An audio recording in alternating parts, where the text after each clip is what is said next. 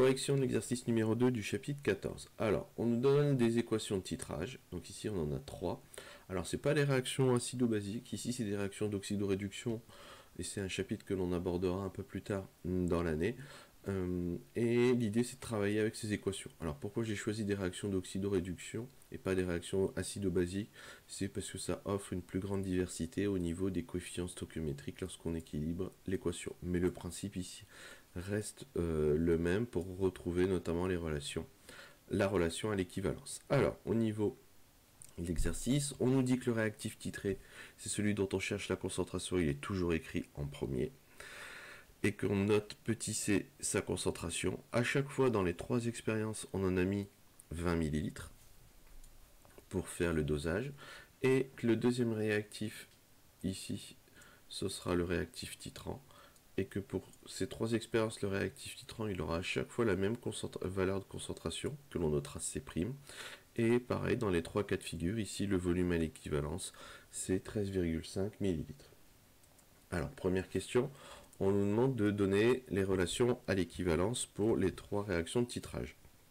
Donc, à l'équivalence, si on travaille avec la première réaction, la quantité de matière de I2 divisé par 1, donc c'est le coefficient stoichiométrique de I2, est égal à la quantité de matière des ions S2O3 divisé par le coefficient stoichiométrique, c'est-à-dire divisé par 2.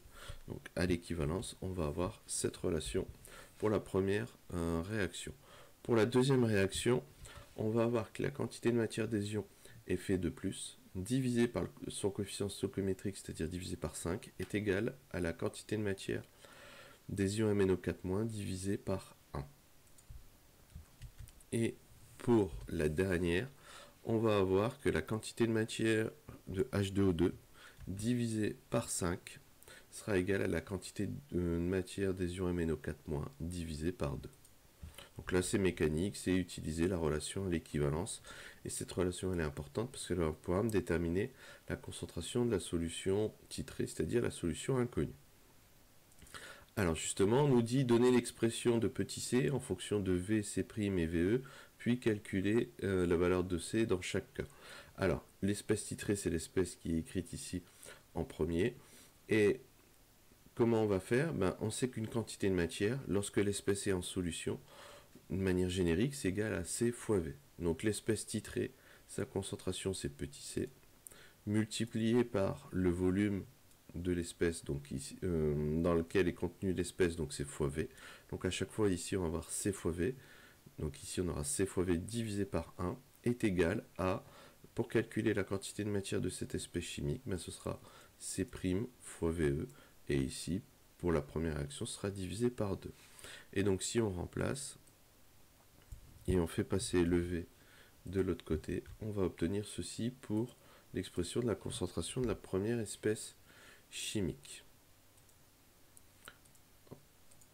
Maintenant, on peut faire l'application numérique. Donc là, il suffit de remplacer et on fait attention aux unités, notamment au niveau des volumes qui sont exprimés en millilitres. On les met en litres. Donc on a un facteur 10 puissance moins 3 qui apparaît ici et on obtient une concentration de 1,69 10 puissance moins 3 mol par litre. Si on fait la même chose pour le deuxième réaction, donc on va utiliser cette deuxième relation ici à l'équivalence, on fait le même raisonnement et on va obtenir petit c qui est égal à 5 C' fois VE divisé par V, et donc à la fin pareil, on fait attention au changement d'unité, on obtient une concentration égale à 1,69 10 puissance moins 2 ici mol par litre. Dernier cas de figure, on repart de cette relation à l'équivalence.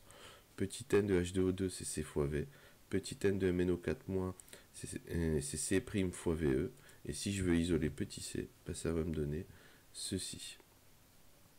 5C' fois VE divisé par 2V, et en remplaçant et en faisant attention au changement d'unité, on obtient 8,44 fois 10 puissance moins 3 mol par litre. Et ça clôture la correction de cet exercice.